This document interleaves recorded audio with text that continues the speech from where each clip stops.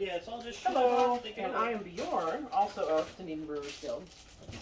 I'm going to start with a mead today on our brew day. So this is after Chris's grape wine that we began with. I'm starting with palmetto, Tampa Bay palmetto honey. And I choose, because I am just one of those people that's pour the honey into cold water and shake it until something happens. Just is not worth the time or effort. So heated up water to just boil and then cut it. And this is going to be for a 3-gallon batch. So we're going to do 5 pounds of honey. And no, the honey's not going to scorch on the bottom because I've turned the heat off. This is a 6-pound jug, so we're going to pour in 5. Measure it on the scale to make sure that that's where we got. Stir it, make sure everything's all mixed in together, and then put it in the fermenter. Now, Chris and I are doing a collaboration, so he's going to show you the mead that he's doing next. He's going to be doing a lime. I'm doing strawberry. So last night, I took 6 pounds of strawberries and pureed the ever-loving shit out of them to use in the mead. Now this is actually, I won't be starting with all of the puree that I got, because with 3 gallons, I think I probably did a little too much. So we're starting with what I have here, and then we'll let things go for a little bit. And if it looks like I need more, then I can add more. You can always put more in, but you can't take stuff out. We're almost there. So we didn't, we're not going to bore you with the normal, sanitation, boiling water, things like that. We're going to assume that you guys know how to boil water and sanitize equipment. That should all be unspoken.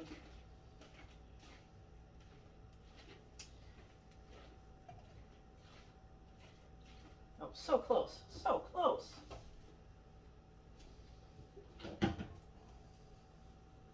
And then basically what happens, like I said, is that there we go, we'll call that good.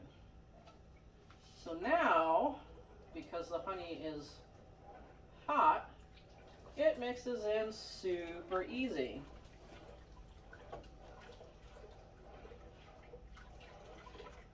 And you don't have to go through all the pain and suffering of all the shaking or taking that cute little drill thing that was probably really intended for paint. Put that in your fermenter and all that jazz. This was it. It's the melt and pour method. And one of the things that I'd like, everybody to keep in mind is things like mead and cider are sort of viewed almost as, on the same level as like alchemy by some people. At the end of the day, it's the melt and pour method of brewing. You take cider, put in vessel, add yeast, close vessel, wait. Mead is add honey to water, stir honey in water, put in vessel, add yeast, seal, and wait. And it's definitely not this day-long ordeal that all grain brewing is, and so forth. So, if you want a really quick brewing day that's, going to actually get you somewhere without expending a lot of time or effort in it, then things like ciders, meads, or even wine. A lot of wine these days you get in a kit. You basically pull, and it's basically some sort of variety of grape juice. You pull the top off the bag, put it in your fermenter, add yeast, and wait. So, and even back in the day, like Prohibition, there were instructions on the back of the Welch's grape juice where basically you could do just that. You could pour out the grape juice into your vessel, add, that time would have been bread yeast, and wait. So these are all, really simple things that are not the alchemy that people think it is. Well, to be clear, in Prohibition times, they told you what not to do. Yeah, don't do this because it could be wine. So don't do it. Prohibition, illegal, bad. Nudge, nudge, wink, wink. Now, one of the other things that I do want to bring attention to, Chris is using your standard glass fermenters. I am deliberately choosing to use the Mr. Beer keg. It's been with me for a while. He's got stickers. And there's a couple of reasons. One, this is Chris's place, so I'll be going home. It's easier to transport this guy without him spilling in the car. I'm not worried about the airlock popping off or anything like that. What Mr. Beer did is that they actually put, the way that they designed the top is that the airlock is actually part of the lid assembly. So once you twist this in, your airlock is set. And because of that, because I'm using the fresh fruit, I actually am anticipating that I am going to get some kind of overflow. If I was using the standard cork, you know, your airlock, 1 stage, 2 stage, whatever, that thing's gonna shoot across the room, probably. So this will keep it, you know, it will allow that to come out, but it's not gonna blow anything up. And I can put it in a basin or something that'll collect whatever comes out, and I can deal with it that way. And then the other reason is that I'm aware that not everybody is in the same place in their brewing journey. You know, if you have the 3, 5, 10, whatever gallon glass or plastic jugs, it's fine. Can you hand me that one, please? So if you have a house full of these, that is okay. That's how you choose to brew, and there's nothing any more right or wrong with this than it is with anything else. Thank you. But you know, not everybody has that opportunity. Not everybody has that space. And there's a lot of people that start with these guys. They got it as a Christmas present, birthday present, Father's Day, whatever. So there's a lot of these guys floating around, and I'm always one to, you know, don't ever feel bad about what you're doing or how you're doing it. Don't let anybody talk down to you because of the method that you're using. These guys are perfectly serviceable. People have won beer competitions with these things. It's perfectly fine. So don't, people of all levels use these, and that is completely okay.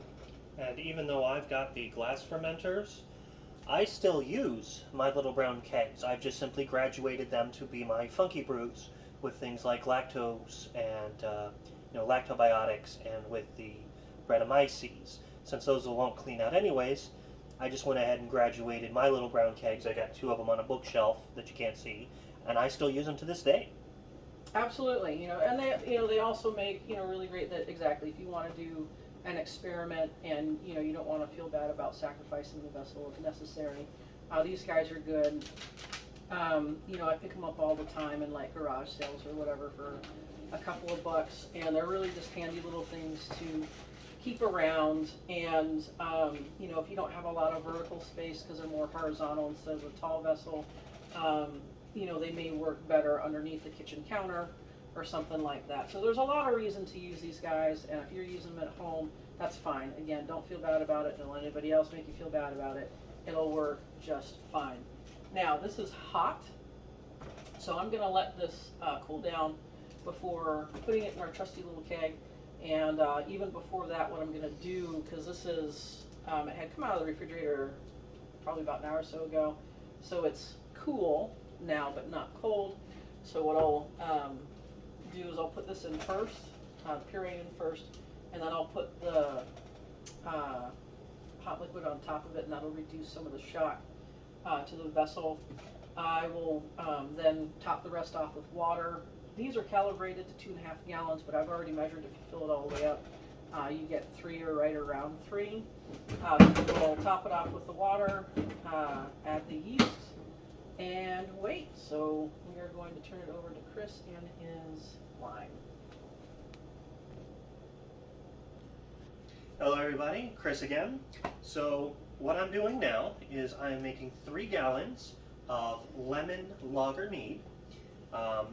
The recipe, for those of you who may decide to follow along at home, is going to be 6 pounds of wildflower honey that I got from one of the local apiaries. Not really an apiary, more a guy that rents the hives out. And for the lime part, I've got 1 can of the Minute Maid limeade from your grocery store. The main thing when you're looking at stuff like this is to read the ingredients, and as long as it doesn't say potassium or sodium, you're good. So what I've done is I've brought 1 gallon of water up to almost a boil just to help mix the honey faster. And I have measured out 6 pounds of honey, which I will now, through very scientific methods, add this into the water. And by scientific, I mean just dump that shit in there.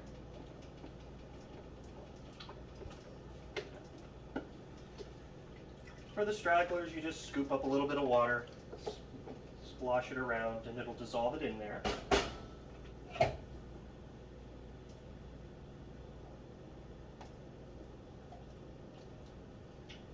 Now, at this recipe, I'm expecting to get about 9% alcohol. There are mead calculators online you can always look at that will give you this information. And once again, I'm going to be using the same lager yeast that I'm using for the wine that I did earlier. I decided to go with the same one so I could see what traits it brings to what drink, and if something goes a little off, then at least I can narrow out the yeast or narrow it down to the yeast. One thing that Beorne wanted me to point out is a very important thing to have, whether you have one as fancy as mine or not, is your handy dandy brew journal. And basically what you want to do is anytime you brew something, you want to write down how big the batch was, what ingredients you used, what yeast you used, any notes on your process. Because trust me, from personal experience, there is nothing worse than creating a gallon of something absolutely mind-blowing amazing, and you can never recreate it because you didn't put any notes down. And I can absolutely vouch for that. I have those, I have a smaller version at home myself, and sometimes I'm just, I don't know, short-tempered with it, and I just don't feel like doing it. I'm like, I'll remember. Well, by the time you drink it, you probably don't remember, and that has happened, and it's been amazing, and then I remember how I did it, and that sucks. So, write it down. And it can be anything from a note on your notes on your computer, to a small little journal, to this nice leather-bound one that my younger sister bought for me. Which, thank you, Erin. So anyways, we're just going to add the honey in, using a nice little spatula to get as much of that honey goodness out of here, because, it's sticky and it doesn't want to leave the vessel.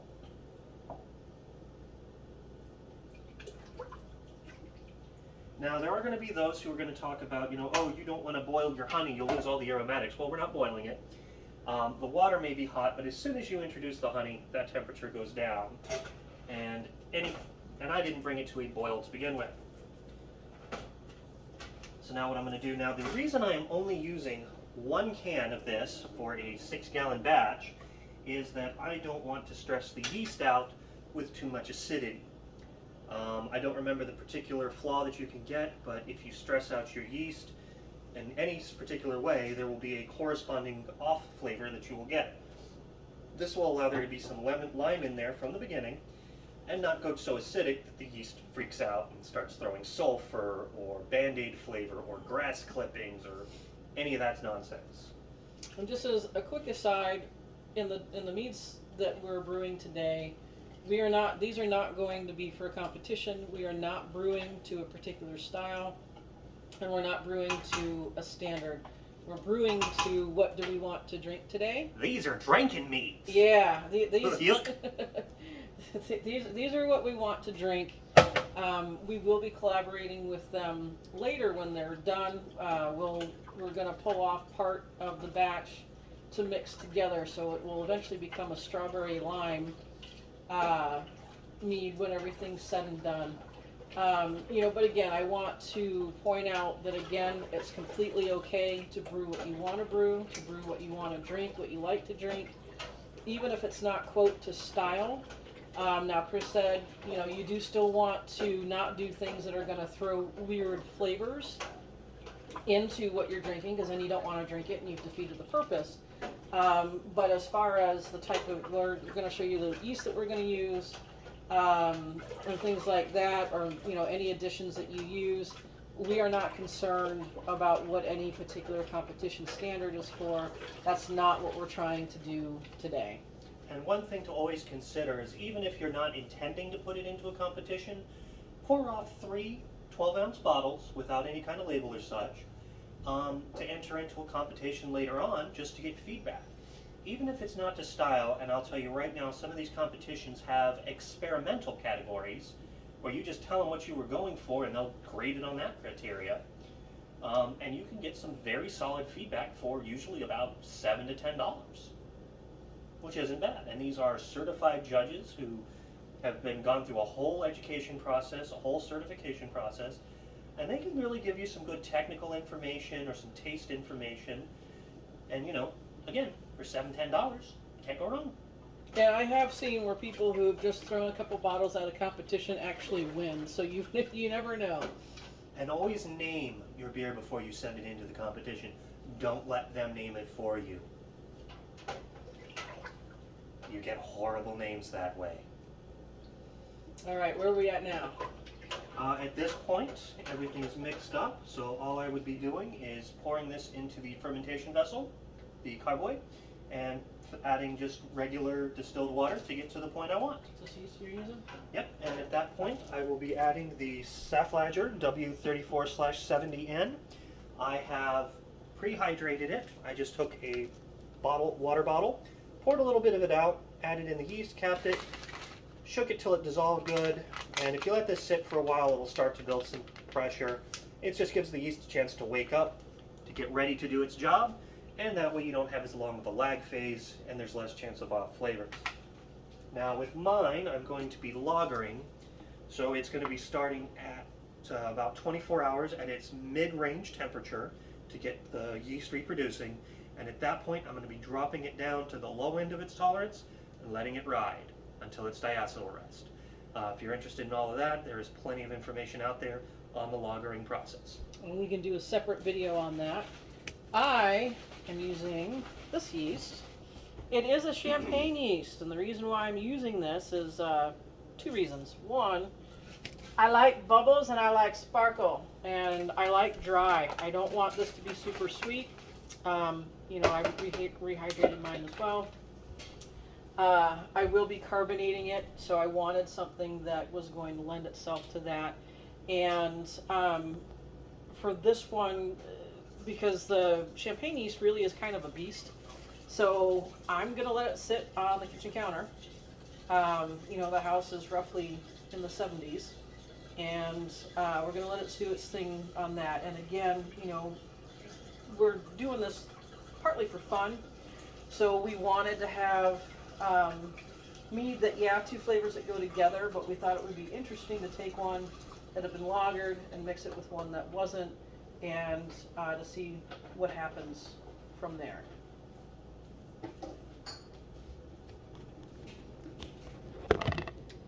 So Chris has prepared his vessel.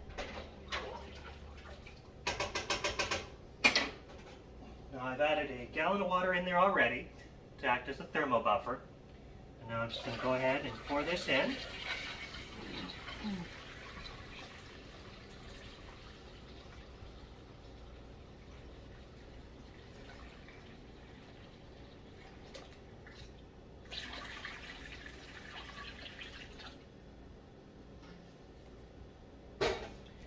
And from this point, what I'll be doing is I'll be filling it to about here with water, let the bubbling go down, and then, like I said, I'll be pouring that bottle in, half of that bottle in here, half into the other vessel.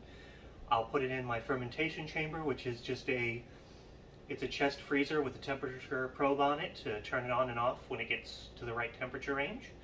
And like I said, I'll let it sit at its optimum temperature for 24 hours just to get that healthy yeast colony going. And after that, I will be dropping it to its lowest temperature and letting it ride on out until the diacetyl rest. At which point it'll be brought up, allowed to eat all that diacetyl, get that fake movie theater popcorn butter flavor out of it, and then it'll be dropped back down to allow it to finish lagering out. And when that's done, hers should be done at the same time, and we'll blend them together, bottle them, and let you know how it goes. All right, and then we'll go ahead and throw mine in the fermenter. Sorry about that. And there is actually a reason why I'm wearing this shirt. This is a Dunedin Brewery shirt. Dunedin Brewers Guild started back in 1996 with Candy and Mike Bryant, the owners of Dunedin Brewery. So this is our homage to them. You will see we'll always have Easter eggs some explained, some not, that have something to do with the founding and general lifespan of the Dunedin Brewers Guild. So it is time to put in my strawberry slush. Anybody out there that likes, you know, daiquiris or whatever, this is good. These were some good fresh strawberries. I had some a little bit last night when I was juicing. They're amazing.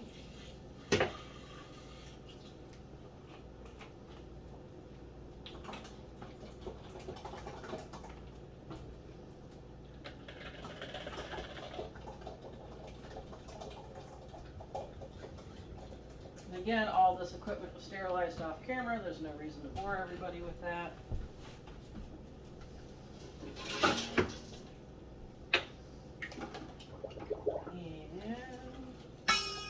Funnel, very important.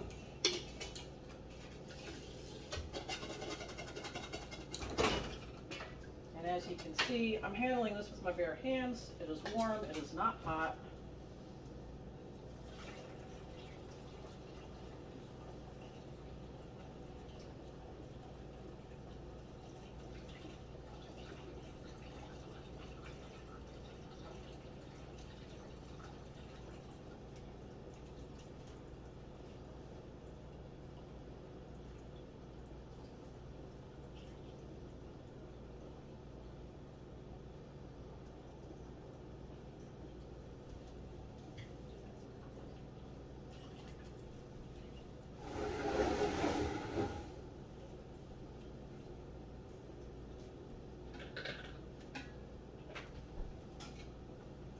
All right, so from here, I'm going to fill the rest of it up with some cool water, pitch the yeast, go from there.